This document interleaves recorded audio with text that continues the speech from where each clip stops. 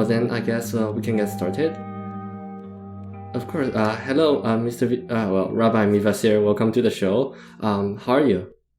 Thank you. Very good. Very well. Well, thank you for being here. And actually, today we're going to talk about IJV, so the organization you are a part of, and JNF. But before that, before jumping into the question of JNF, from my understanding, personally, you are yourself a Jewish rabbi, right? Yes. Yes. Okay, and so based on more like the mainstream views, it is very counterintuitive for someone of a Jewish community to be, I'm quoting from the IJV website here, for Palestine solidarity. So could you explain your views and of course, the views of quite a lot of other Jews on the issue of Palestine and Israel?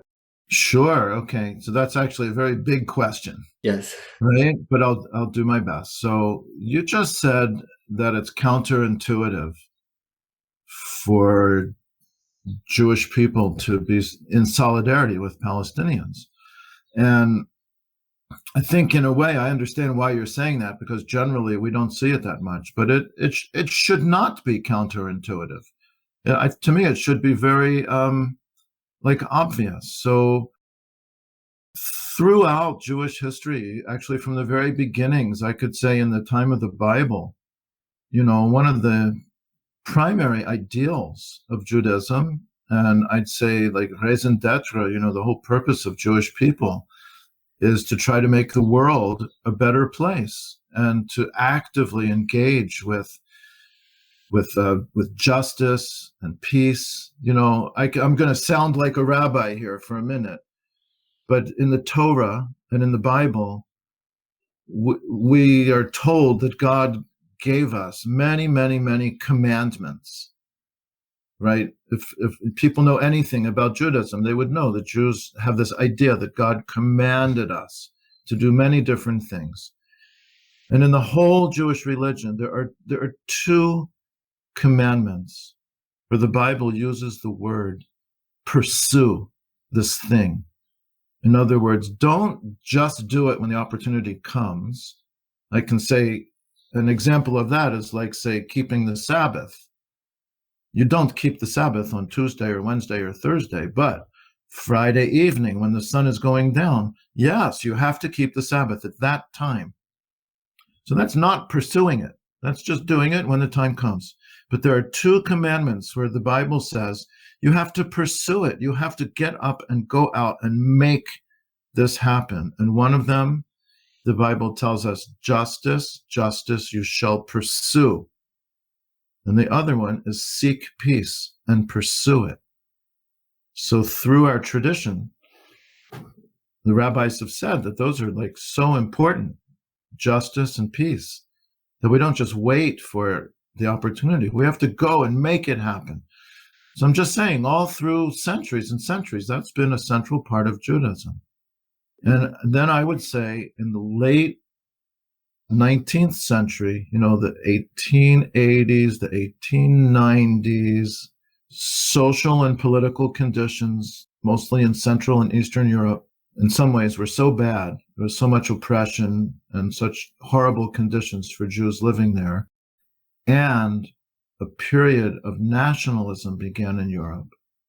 So some Jews got the idea that we can solve the problems of oppression of Jewish people and have a Jewish country by Jews going to live in what was the ancestral homeland of the Jews in Palestine.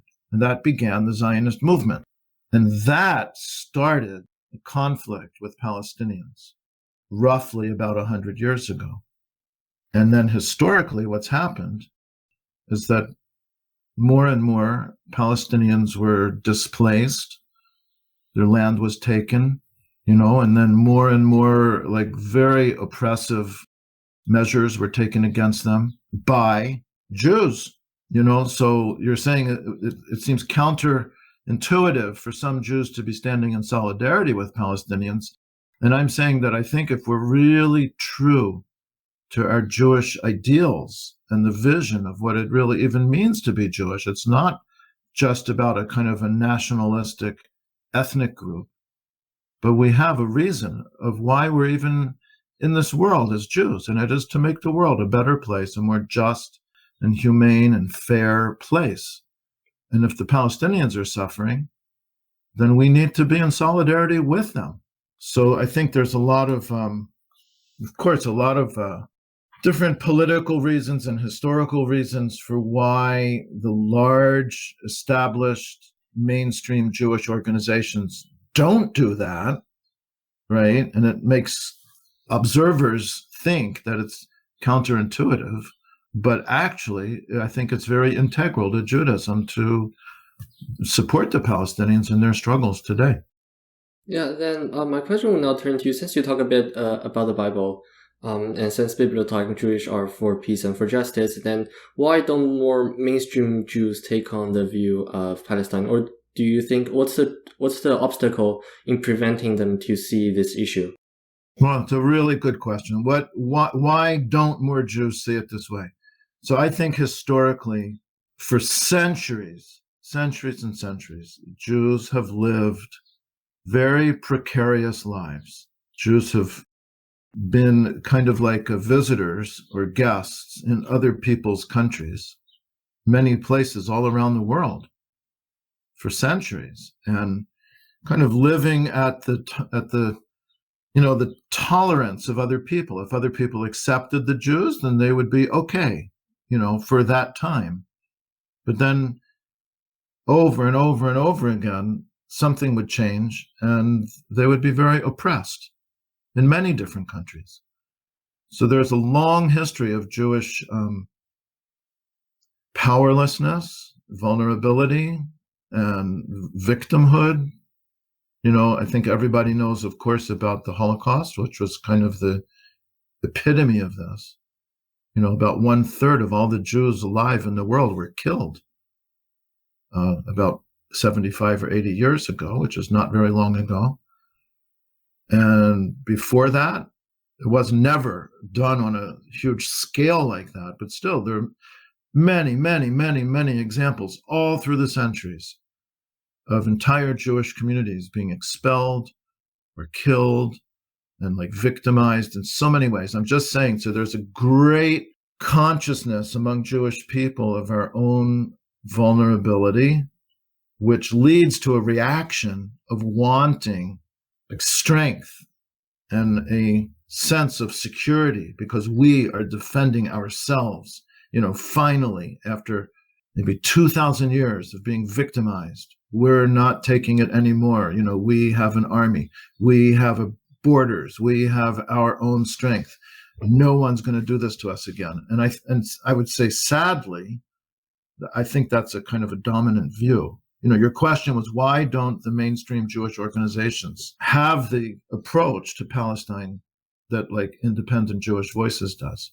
So I think there's a very understandable reaction to centuries of being oppressed. No kidding. I mean, seriously, that is a lot of Jewish history. And people are, I think, kind of applying selected lessons from the past to the present in a way that actually ends up oppressing someone else, right? And they can't kind of break through their own sense of insecurity,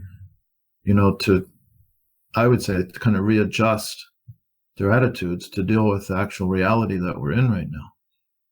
Okay. But I think things are changing.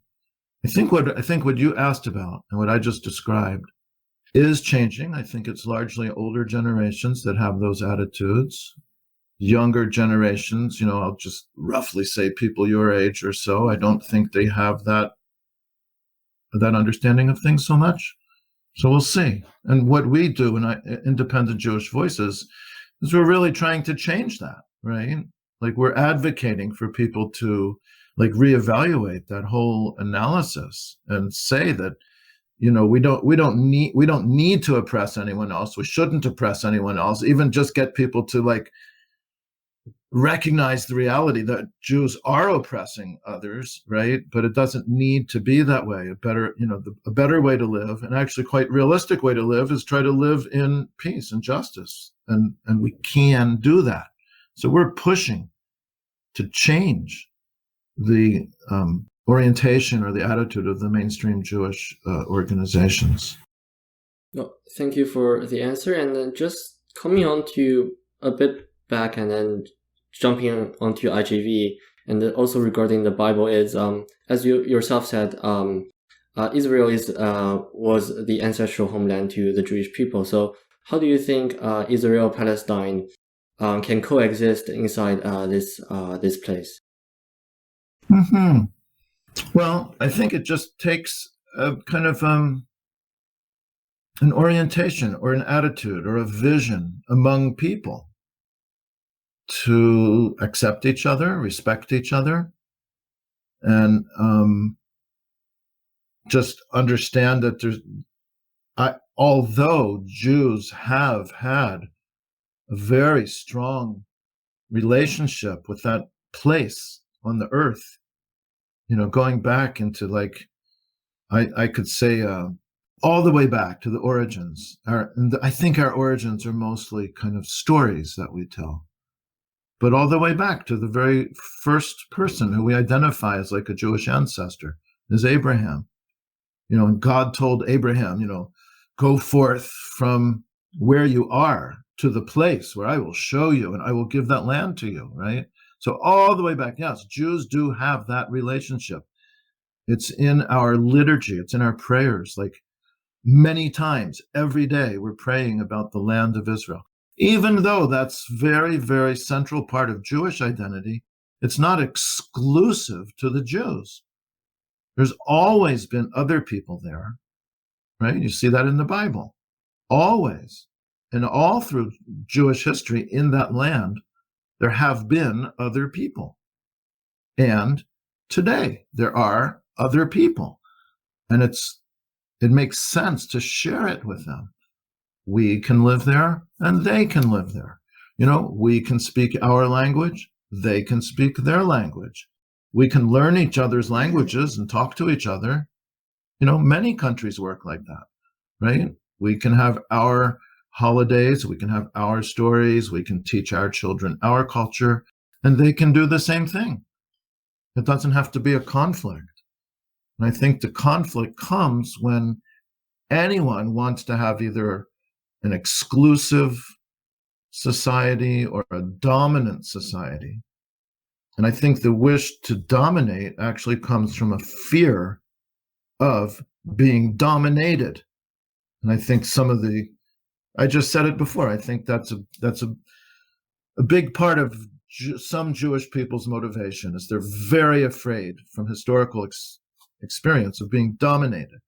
So they're kind of, I'll say, overreacting to that. So setting up a kind of a domination so that they don't get dominated.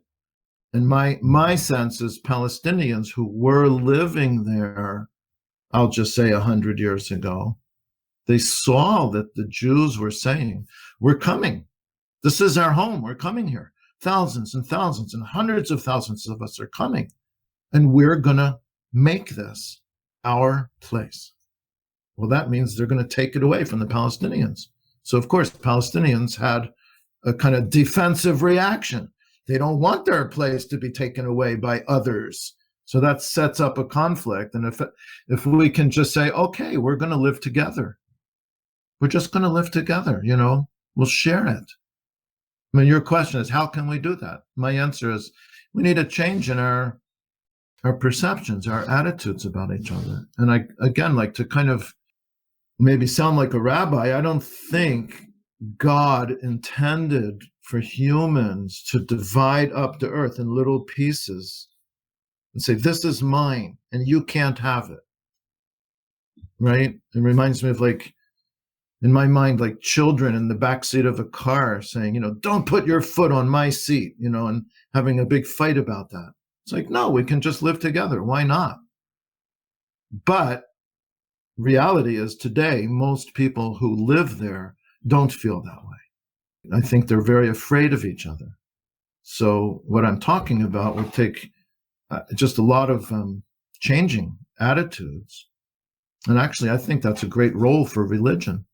I think that should be like a religious vision, that we share the world, we share everything in it. I can say, If I want to use religious language, one God created us all. We're all God's children. And if I don't want to use religious language, I can just say, whatever put us here, however we got here, we all share this earth, right? The air, the water, the land, the food that grows here, it's for everyone. We should share it. Understood. Then coming directly to the JNF and the question of sharing. So from one of their promotional videos from JNF, the Jewish National Fund of Canada, there, I quote here, it's building Israel together. So could you please tell me a bit about who is excluded perhaps by the word together in building Israel together? Interesting. So building Israel together means we Jews here in Canada and our allies, which mostly means Christian evangelicals or politicians that want to get Jewish votes or Jewish support, we together are going to build Israel. And you said, who does that exclude? Well, it excludes the people living there who are not Jews. And to be more clear, of course, that means the Palestinians. So I can say a lot more about that if you want. Yeah, go ahead, please. So the Jewish National Fund was created more than 100 years ago by Jews who wanted to buy land in Palestine for the use of Jewish people. So Jewish people could move there and they'd have some place to live and they could have farms, and instead of an individual wealthy person buying a place for themselves to live, this was a kind of a collective, I think, very idealistic thing. People would put their pennies and their nickels and dimes together, and after a while they'd have some thousands of dollars and they could buy some acres of land, and maybe someone else would go and live there. But the idea was, little by little, make space for Jewish people to live in Palestine. And that is how it started out. And the land that the Jewish National Fund owns is held for the Jewish people. It's a collective enterprise. It's not an individual thing. And in the beginning, I think it didn't matter that much that it was exclusive because it actually owned a very small percentage of the land.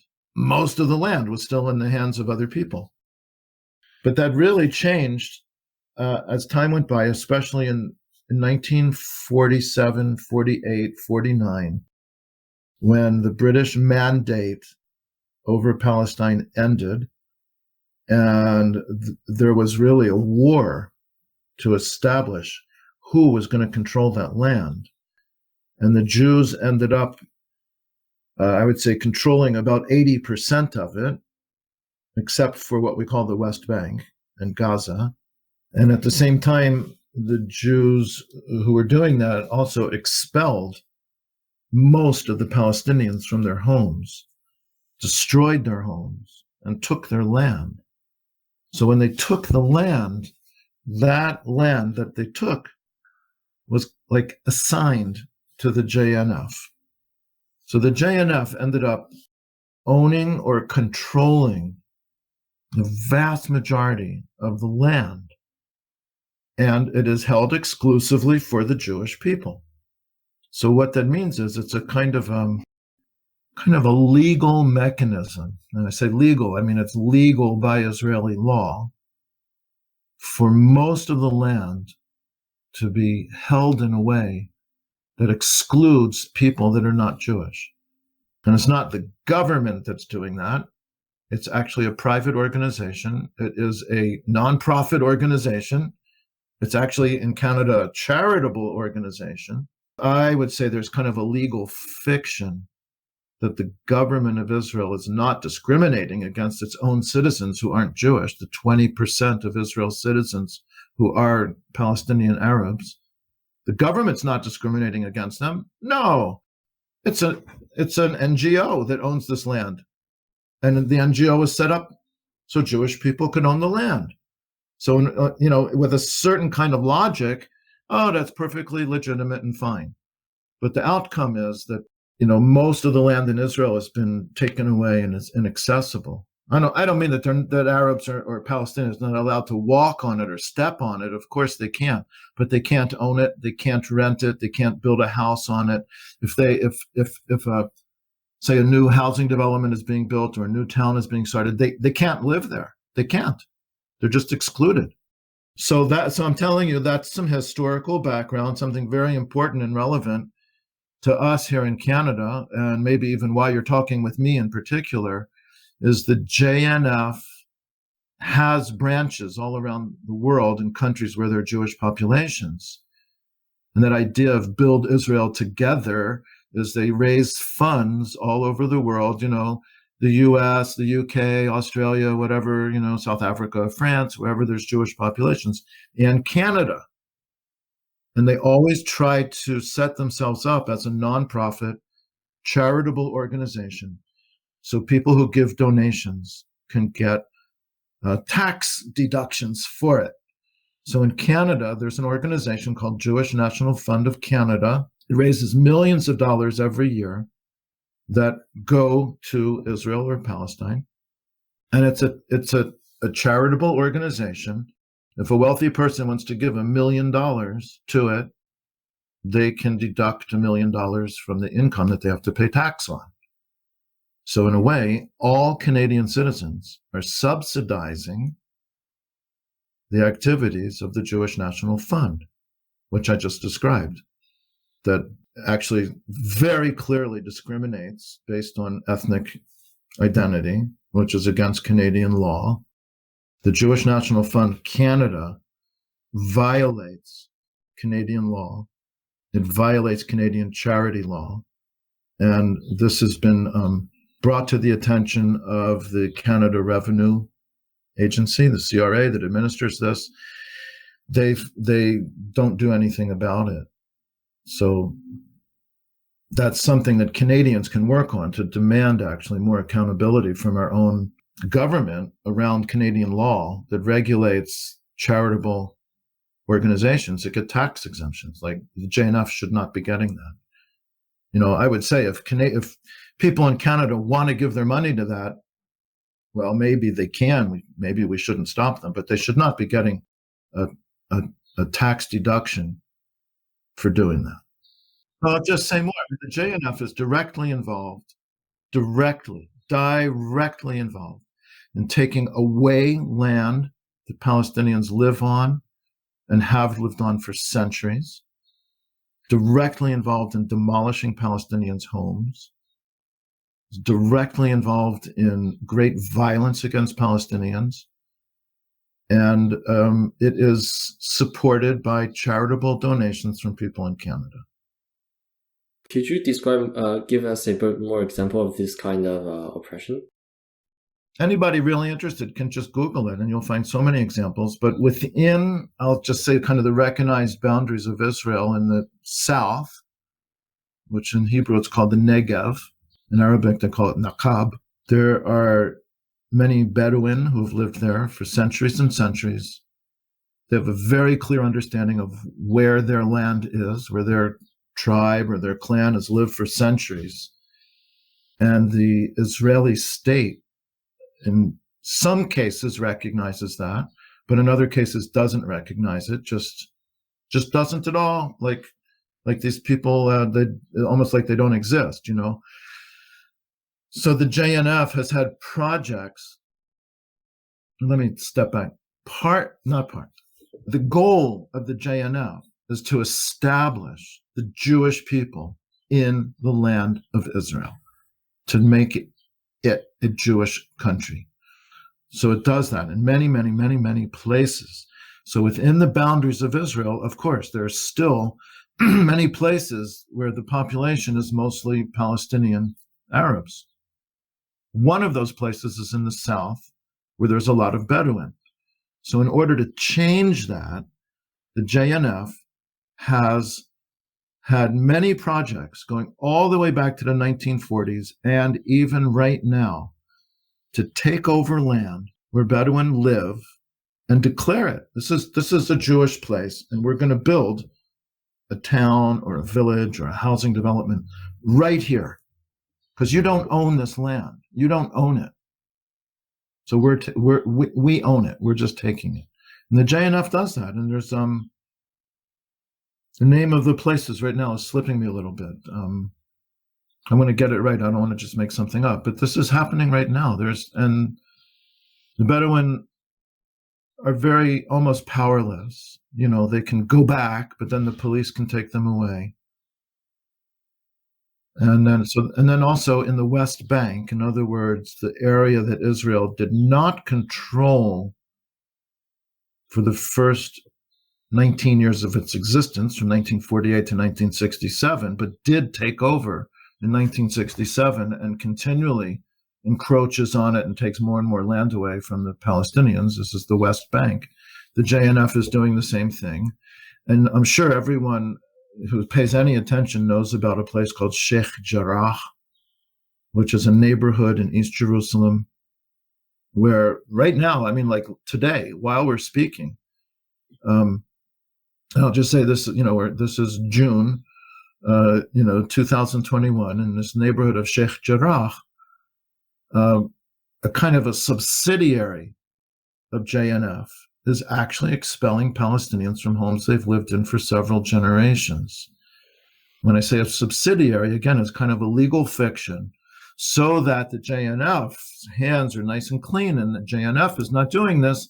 The JNF created an organization called Himnuta, and Himnuta itself is the one that is building in the West Bank. That way, people in Canada can give money to the JNF, and the JNF can say, oh, we're not doing anything in the West Bank. Our hands are completely clean in the West Bank. We only do things inside Israel proper, inside the boundary from 67. We don't mess around with the West Bank. But JNF set up a totally controlled subsidiary organization that it funds, it channels funding to it, called Himnuta, and Himnuta does that. So it's kind of complex. If anybody wants to dig into it, you can. It's not hard to research this stuff. And even if you go to the Independent Jewish Voices website, you can find, we have a tab on the website about the JNF, and you can get lots of information. People have been struggling with this for decades in many different ways. And part of what I mean is legal ways in the different countries where there are these nonprofit charitable organizations set up to collect funds to do this. So in Canada, people have been dealing with this for decades, trying to get the Canada Revenue Agency to actually enforce our own laws and delist it as a charitable organization. So the information is available. Since we're already talking a lot about JNF, let's talk about the campaign hashtag Stop JNF Canada, which IJV is launching.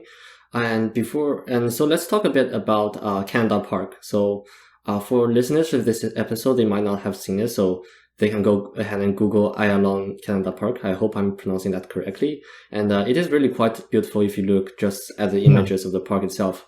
However, David Houghton, award-winning CBC foreign correspondent and author, wrote that, I quote here, today, it, or the park, remains a black mark on our country's reputation, meaning Canada's reputation, that a park established with Canadian funding should have been built on a site where ethnic cleansing took place. So could you explain a bit what he means by that statement, especially the ethnic cleansing part? Okay. So actually what happened is the SixDay War was in June 1967, and now we're in June 2021, so that's 74 years ago.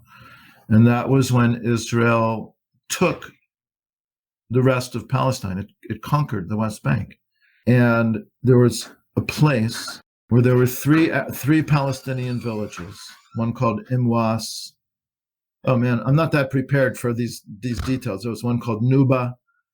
Can't remember the name of the third one right now, just maybe a little nervous talking with you and knowing that I'm being recorded and people are going to listen, but that doesn't matter. So there was a place where the Israeli army just took over these three villages without a shot being fired.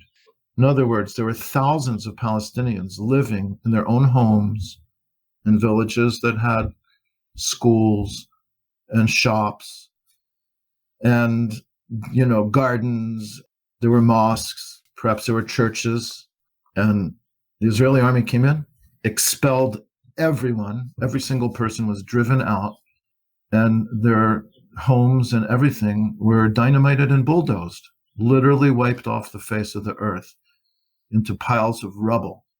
You can't just leave piles of rubble lying around. And the JNF planted trees and then did some very nice landscape architecture to turn it into a lovely park. And you can go there today. And there's picnic tables, bicycle trails, little gardens and ponds. And like that writer said, it's actually on the surface, it's very beautiful. But even if you say the surface, if you look closely, you can see places where rebar is sticking out of the surface. You can see stones that are obviously used for buildings. They're cut, shaped into blocks and squares. So you can see, obviously, if you know what you're looking at and you care to look, that there were people's homes there. And it was, like I said, it was dynamited, bulldozed, and then covered up. And I guess what's relevant to this conversation with us here is the money to pay for doing that came from charitable donations from people in Canada. And shocking to me today is there were Canadian government funds, there were Canadian municipalities that donated municipal tax money to build this park. And then if you think, why was that done? So I would say there's a very, very influential lobby in Canada, as in other countries like the US, the UK, Australia, and elsewhere, promoting the idea that Israel is just a wonderful, humanitarian, democratic country, shares our values, and that's partially based on, I think, valid sympathy for the Jews following the Holocaust and literally centuries of oppression by the very same parts of society that created Canada. Like who created Canada? They were also the same people who oppressed the Jews in Europe. So there's a kind of a sympathy factor there. And I think there's also a kind of a mystique about the Jews being descended from the people in the Bible. So a lot of Christians have this, I would say, kind of fantasy idea about who the Jews are, and a kind of romantic religious fantasy about what it means for the Jews to go back to the land of the Bible and live there. And I also think that in a kind of perverted way, to talk about Israel as having shared values with Canada, Israel, like Canada, actually is truly a settler colonial society where people came from elsewhere, took over, drove out the people who were there before, and are building a very nice country. So this Canada Park was like a microcosm of that. It was this little place, I don't know how many acres, I don't remember, you can look that up. But why would, for example, I'm making this up, it's not specifically true, but you can look up the details. Why would Saskatoon or Montreal or Toronto donate public money from their municipal budget to build a park outside the pre-1967 boundaries of Israel, on top of the intentionally destroyed houses and shops and mosques and schools of 3 Palestinian villages? What is going on in Canada that city councils would vote to do that? Right? I think that's a really important question for Canadians. That was maybe 60 or 65 years ago. And a more important question is what's happening today? Why does Israel have such impunity that it can continue to violate, basic standards of human rights, democracy, equality, and even violate Canadian law with complete impunity? So, I think that's why you're asking these questions. From, something happened close to 75 years ago, and we can talk about the history of it. But what's really important is what's happening right now. And if we don't change it, what's going to continue, in the coming years and decades? And I think it's really like a great like moral challenge to us Canadians living here now to make that stop, so Canada's no longer really complicit. So again, if you said it, if anyone's interested, they can look up. It's called Canada Park. Sometimes a Hebrew word is thrown in there, the word Ayalon, Ayalon. That's a place name. And again, if anybody wants to get started on that, they can go to the Independent Jewish Voices website, and we have a tab about Canada Park, and you can learn about it. And there was a very good CBC documentary about it many years ago. The CBC, for years and years and years, has completely suppressed discussion about the injustices to the Palestinians. That's been excluded from CBC reportage about the world. But years ago, there was a documentary about Canada Park, and it's worth watching. I'll just add one more thing. There's a man who's now well into his 80s, who lives in Halifax, who was born and raised in one of those villages. And when he was a young teenager, it was what he experienced this. He was driven out of his home. I don't remember if it was in the village called Nuba or Imwas. The other one was called Yalu. But he lived there. He was driven out of his home. His whole family was driven out. One of his uncles was in the house when it was demolished and his uncle was killed. This is his personal story. His name is Ismail Zaid, and he became a doctor. He was a pathologist. He's lived in Halifax for maybe, 45 or 50 years. He's retired. He's way older than I am.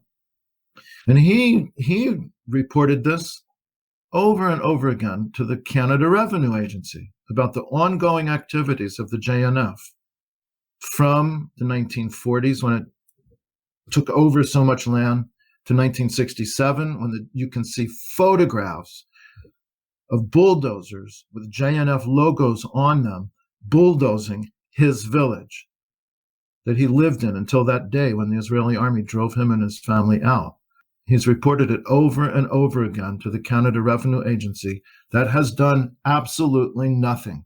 Nothing. Like closes its eyes, won't respond, won't talk about it.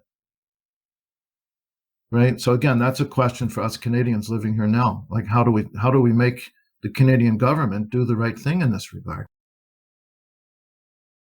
Okay, so since you talk about a lot about destruction of Palestinian lands by the JNF, so I'm going back to the question of reforestation project. So according to Merem Benvenisti, I hope I'm pronouncing his name correctly, a former deputy mayor of Jerusalem and a political scientist, he says projects like Canada Park or other reforestation projects of its kind is used to appropriate Palestinian lands. So do you agree, disagree? I guess you agree with it, but can you give us some proof and some examples of it?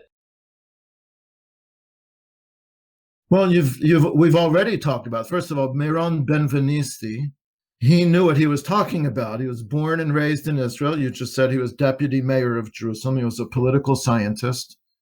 And for decades, he wrote about this and talked about it. So the evidence is there. Something I learned, very interesting for me, I was in rabbinical school, training to become a rabbi. And one of the courses that I took in rabbinical school was a class about contemporary Israeli literature. Very interesting. I love reading it. I love it. One of the stories that we read was a story written by a very well-known Israeli author who's usually called, in English, I think is called A.B. Yehoshua. In Hebrew, we call him Aleph Beit Yehoshua. And he wrote a story, I think in the 1960s. In Hebrew, it's called Mul HaYe'arot.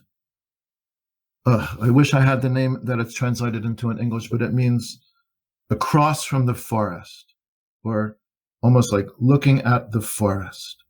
But this whole story is a story about a young Jewish man growing up in Haifa, and as a young Israeli living in Haifa, and his life gets kind of messed up, whatever. His girlfriend breaks up with him. He loses his job. He's going through one of these things that people go through from time to time.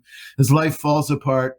He doesn't know what to do with himself. So he gets a job being like a forest fire lookout guy. And he has to sit in a tower in a forest and just watch out for smoke. That's what he does all day, every day. And he gets curious about the forest. So he starts looking around in the forest, and he can see in the forest, which is a new forest, not an old forest. It's like a planted forest. He can see, like I said, all these building stones and bits and pieces of houses in the ground under the trees, where, let's say, if you drive by or you just aren't paying attention, you wouldn't see them. You would just see trees. But he saw this. And then one day he sees smoke. And that's like, oh, finally, I can do my job. This is what I'm here for, But he goes to where the smoke is coming from, and he finds an old Arab man who set fire to the forest to burn it down so that you could see what the forest was hiding. So you asked me about, the proof that what Meron Benvenisti said is true. Well, actually, nobody needs to prove what he said was true, because it is true. But what I'm saying to you right now is that this story written by Aleph Beit Yehoshua, or A.B. Yehoshua, it's kind of part of the modern Israeli literary canon. If I was reading it in rabbinical school in Philadelphia, you can be sure that Israelis read it. It was very popular. It was very controversial.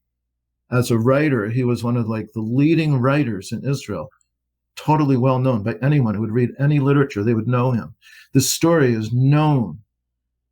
So the fact that the Israelis, the JNF, demolished literally hundreds of Palestinian villages in 1948 and 49, and the following years, it took a while to demolish that many, and then planted forests on top of them to hide it, under the guise of reforesting. What do you mean reforesting? When were there ever forests there before? It's not actually reforesting. It was just hiding. But the concept, the awareness of that's in Israeli society. We who live here in Canada wouldn't know about that. Then if you hear about it, I was listening to this podcast and this guy said that thing, this Israeli guy said that thing. Is that really true? Oh, Rabbi Mivasair, can you give me some proof of that? Well, anybody growing up in Israel is not willfully, trying so hard not to see that, just, breaking their head in denial. They know that. I'm just telling you, that was written in a very, very widely read, actually very controversial story in the 1960s. So everybody knows that. You see it wherever you go. And it's happening right now, right now. If you ever drive into Jerusalem from the coast, say from Tel Aviv, just before you get into Jerusalem, on the left-hand side of the road, there's beautiful hills and mountains, and there's a beautiful place where there's all down the side of a hill, there's many, many, many old stone buildings with arches and domes that are covered by vines, and they're kind of falling into disrepair because they have been empty of the people that built them and lived in them for almost 75 years. And that's a village called Lifta. And Lifta was a thriving Palestinian village. I know people who lived there. I met them. I know the children and grandchildren of people who lived there. It's a beautiful village. And it was not demolished. It's just been left empty. And now groups like the JNF are pushing plans to just demolish it and build a housing development there. So again, you're kind of asking me some historical questions. But I would say the reason the history is important is because it's continuing right now, right? So again, if there's anything we can do to change the trend of history and to shift the power balance or what's allowed to go on, we need to do that. So it's good to understand the history, but don't just leave it in the past. We need to think what's going on right now, what's going to be happening in the coming years if we don't somehow apply ourselves to change it. And again, Canada is totally complicit. I talked before about how the Jewish National Fund is able to raise millions of dollars with tax deductions that we're all subsidizing, but also Canada gives Israel diplomatic cover, like when resolutions come up in the UN or the UN Security Council, talking about these human rights violations and land theft and violations of international law and the Geneva Conventions. It's like absolutely clear that Israel's doing all these things. If you look at the voting record, the countries that vote against these resolutions, it's usually Israel, the United States, Micronesia, Palau, I'm making this up, Canada. Why does Canada do that? Why does Canada consistently on this question come down on the wrong side? Who is it that makes those decisions? And then who is it that elects those people to office over and over and over again? So is that a time that we Canadian voters can do something about this, like make this an issue and say that we want to elect into Parliament, people who will take a stand for justice and for what's right on this issue, and stop giving Israel this kind of impunity. So just relate it back to what you asked me, and I'm again saying, there is a lot that we can do about this now.